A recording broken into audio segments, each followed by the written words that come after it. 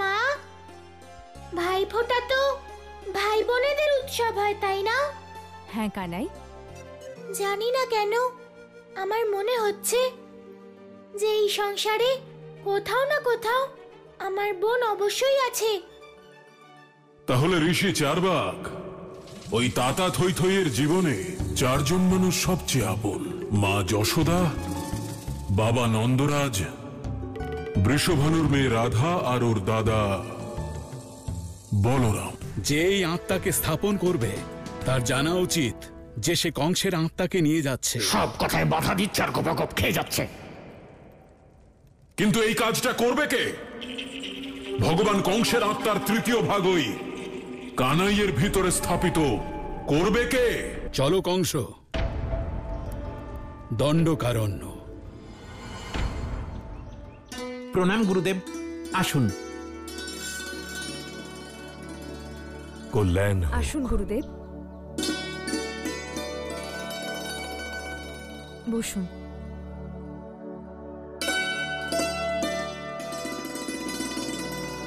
গুরুদেব, আমরা সবাই আপনার জন্য অপেক্ষা করছিলাম।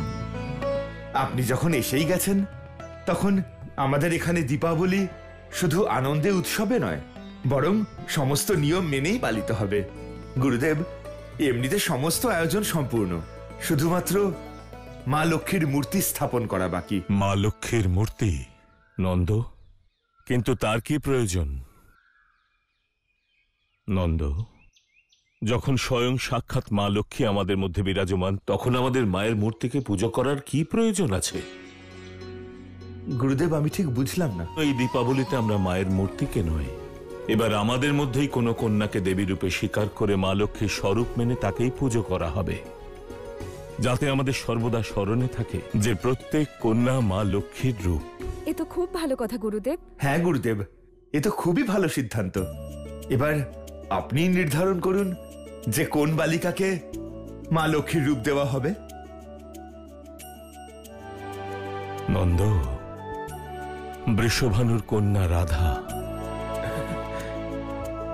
এই দীপাবলিতে রাধাই মা লক্ষ্মীর রূপ ধারণ করবে। মা রাধা তো সকলের প্রিয়।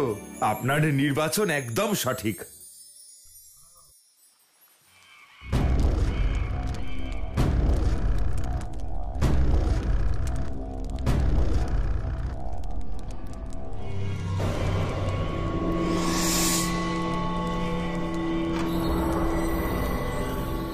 ঋষিবর, এই কেমন কম্পন সৃষ্টিকারী স্বর! আপনি আমাদের সাহায্য করার জন্য নিয়ে এসেছেন এখানে, নাকি বলি দেওয়ার জন্য নিয়ে এসেছেন? ভদ্রাক্ষ, এই হলো সেই শক্তি যার সাথে তোমাদের পরিচয় করাতে এসেছি। এই হলো সেই পুণ্যাত্মা যে স্বভাবত অসুরের থেকেও বেশি ভয়ঙ্কর, যে তার ক্রোধের দ্বারাই সম্পূর্ণ বনকে নষ্ট করেছে। কিন্তু কোথায় সে? ওই দেখো,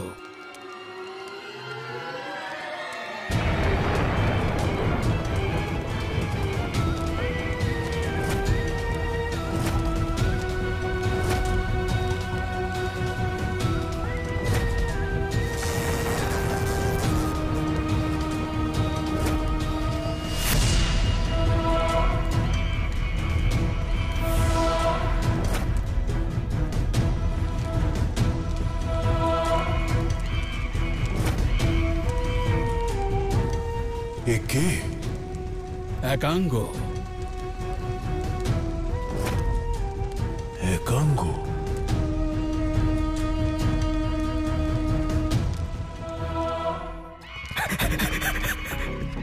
আরে ভগবান, এ তো জলে ভরা মেঘও জ্বালিয়ে দিল।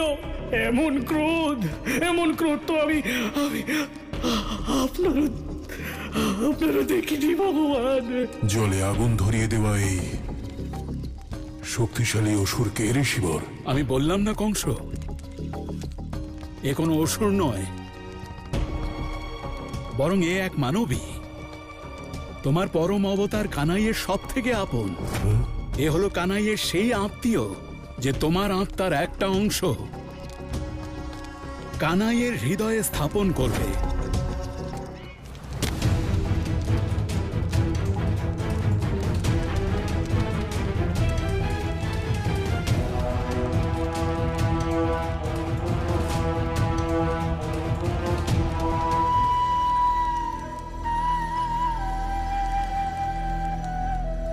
ভগবান, এমন অশুভ শক্তি আমি আমার জীবনে আগে কোনোদিন দেখিনি ভগবান। আমার জীবন ছাড়ুন, মৃত্যুর পরেও দেখিনি ভগবান। এ নারী নাকি আগ্নেয়গিরি? এটা হলো এর অশুভ শক্তি কংস। এ যেখান থেকেই গমন করে আশেপাশে সবকিছু শুষ্ক হয়ে যায়, আর যার দিকে ক্রোধে দৃষ্টিপাত করে সে তৎক্ষণাৎ ভস্ম হয়ে যায়।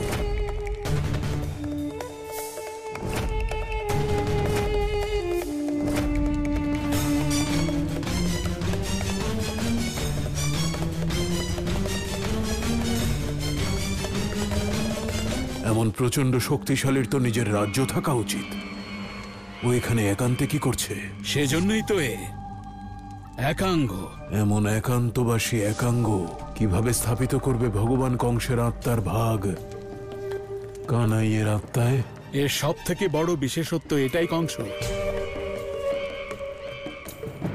এ কানাইয়ের জীবনের সঙ্গে ওতপ্রোতভাবে জড়িত। এসো।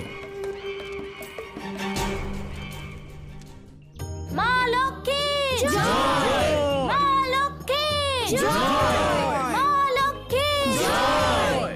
কমলেশ্বরী নারায়ণী ঐশ্বর্যময়ী ভগবলক্ষ্মী সিন্ধু সুতা ভাগেশ্বরী সুরসুন্দরী ধনলক্ষ্মী।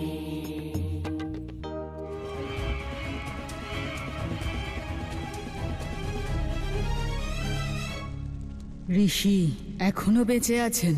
তুমি তো জানো একাঙ্গ, আমি না মৃত্যুকে ভয় পাই, না জীবনের প্রতি মোহ আছে। বহুদিন ধরে দেখিনি, তাই ভাবলাম এই বনের বৃক্ষের মতো আপনি হয়তো ভস্ম হয়ে গেছেন।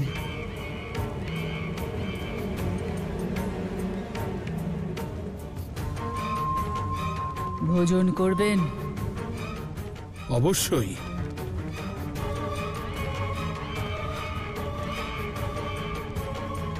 ঋষি, আপনি আমাকে কথা দিয়েছিলেন আপনি সেই ব্যক্তিকে আমার সামনে নিয়ে আসবেন যার কারণে আমার জন্ম হয়েছে। ধৈর্য ধরো একাঙ্গ, সেই সময় শীঘ্রই আসন্ন।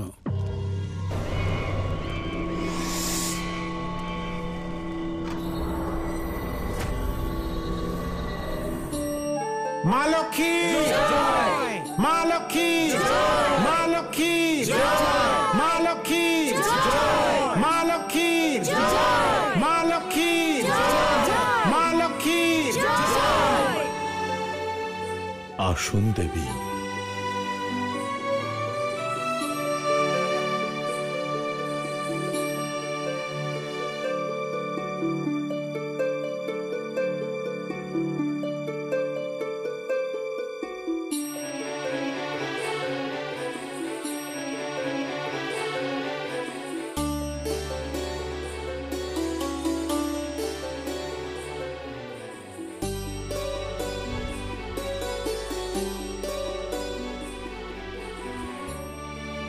ভক্তগণ, মা লক্ষ্মীর স্থাপনা হয়ে গেছে। এখন আমরা সকলে মিলে মা লক্ষ্মীর আরতি করব। আচ্ছা।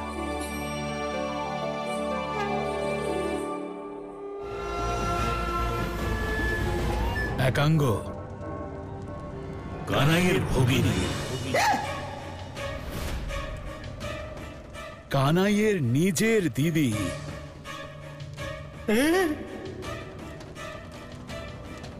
এই একাঙ্গ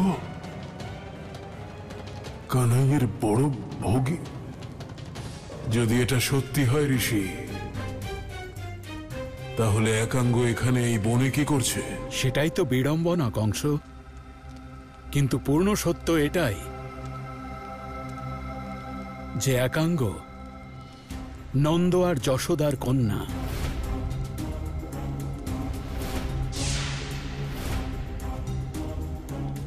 যদি এই কথা মিথ্যে হয়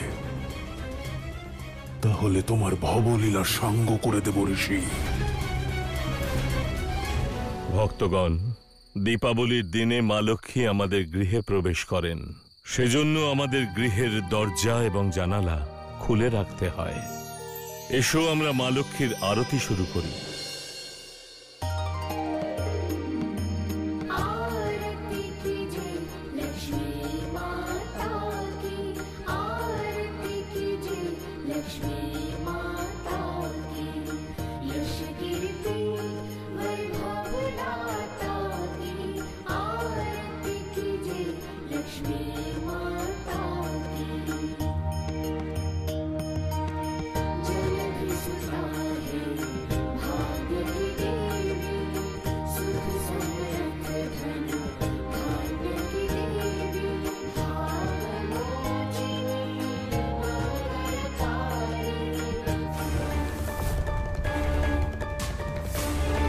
অবাক লাগছে এটা ভেবে যে এই একাঙ্গ ওই কানাইয়ের আপন দিদি।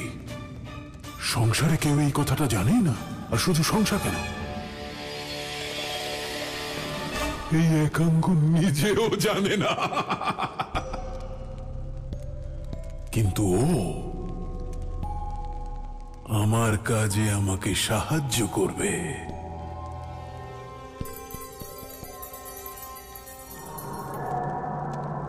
দেবী, একাঙ্গ, কি নিতে এসেছো আমার এই বনে? নিতে নয়, তোমাকে নতুন জীবন দিতে এসেছি। সুখ, সুবিধা আর সৌন্দর্যময় এমন জীবন যা ওই স্বর্গে বসবাসকারী ইন্দ্র ভোগ করেনি, আর না ভোগ করেছে ক্ষীরসাগরে বসবাসকারী ওই বিষ্ণু। সুখ আমার সবচেয়ে বড় শত্রু, কারণ কেউ নিজের সুখের জন্য এই একান্তে বাস করার দুঃখ দিয়েছে। যদি সম্ভব হয় তাহলে আমি এই সংসার থেকে সুখের অস্তিত্ব শেষ করে দেব।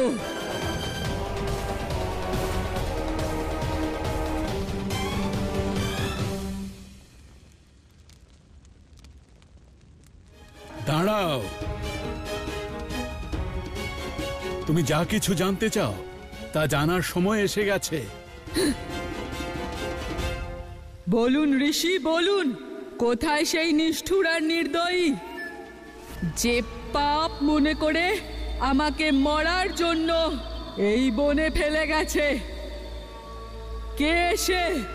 এই মুহূর্তে আমি তোমাকে শুধু এইটুকুই বলতে পারি, তোমাকে যারা জন্ম দিয়েছেন, তোমার এই দুঃখের কারণ তোমার মা বাবা বৃন্দাবনে বাস করেন। বৃন্দাবন, এটাই যথেষ্ট আমার জন্য ঋষি।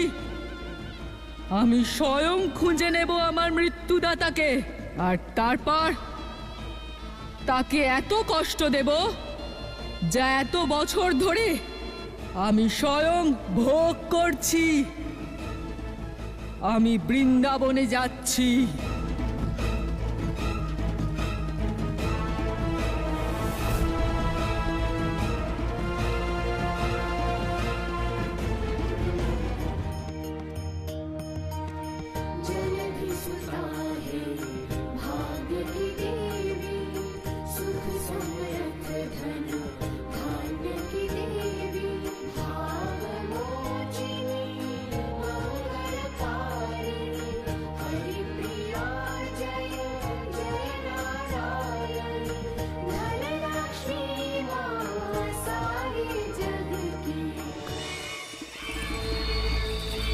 বৃন্দাবন, আমাকে যারা ত্যাগ করেছে তারা এই বৃন্দাবনে থাকে।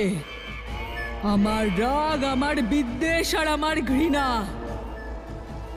এই সব কিছুর কারণ এখানে বাস করে। আর আজ আমার এই রাগ দিয়ে আমি এই সম্পূর্ণ বৃন্দাবনকে বিনাশ করে দেব। বিনাশ।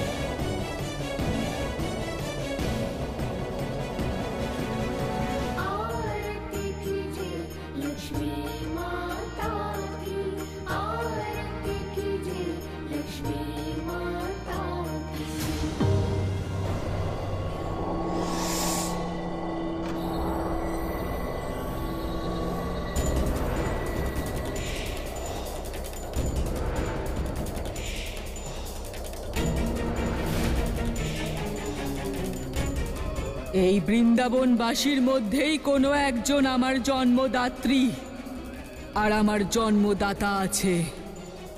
সবার প্রথমে আমাকে ওদের খুঁজতে হবে।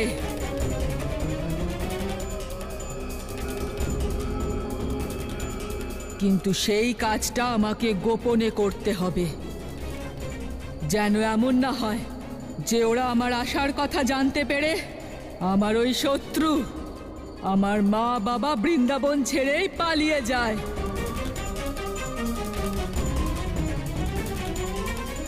গুরুদেব, দীপাবলি তো আলোর উৎসব, আর এই সমস্ত প্রদীপ নিভে গেল, এ কিসের সংকেত?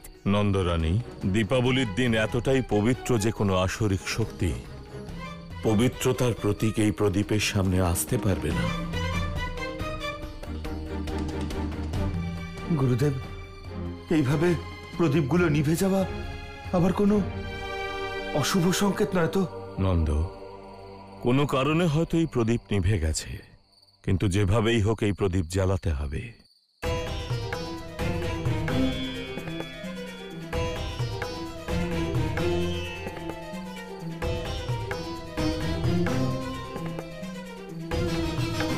একদিকে প্রদীপ নিভে যাচ্ছে আর অন্যদিকে আমার এমনটা কেন মনে হচ্ছে যেন আমার খুব আপন কেউ আমার দিকে এগিয়ে আসছে।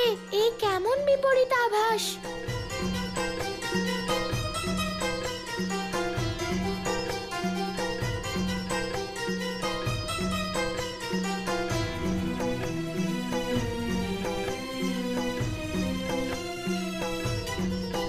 নিভে গেছে সেটা মানলাম, কিন্তু আবার জ্বালানো যাচ্ছে না কেন?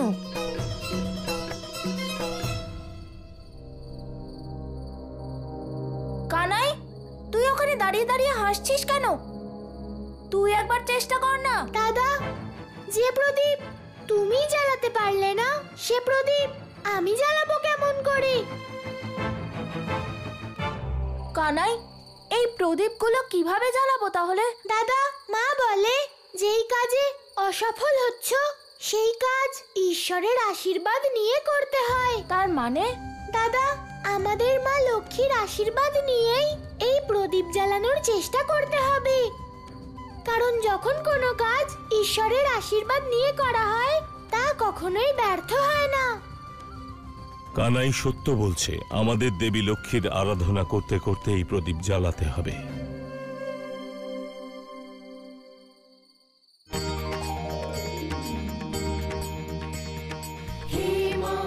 शुभ मंगलहारी दया करो जननी सुखकारी, हे वैकुंठ निवासिनी माता पाप मिटाओ धर्म बचाओ, हे माँ फिर से ज्योत जलाओ, दया करो माँ दया करो, अनंत रूपी दया करो, कृपा करो माँ कृपा करो, माता लक्ष्मी कृपा करो।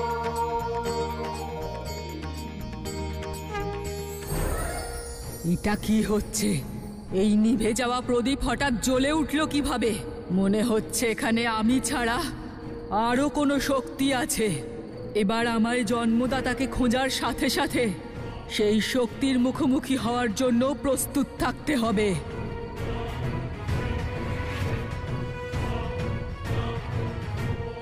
ভক্তগণ, দেবী লক্ষ্মীর কৃপায় সংকট দূর হয়েছে। বলো মা লক্ষ্মীর জয়! বলো মা লক্ষ্মীর জয়!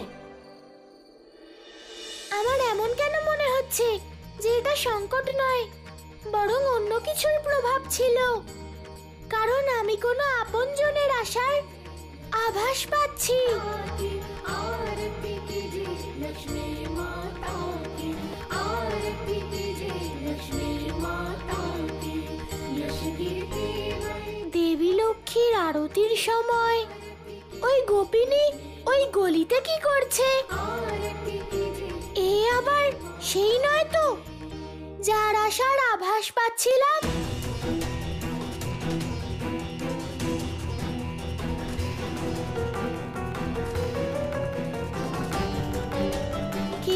আছে যে আমার আপনজন, আমার হারিয়ে যাওয়া সহোদর। আর যদি সে বৃন্দাবনে এসে থাকে, আমাকে তার সঙ্গে দেখা করতে হবে।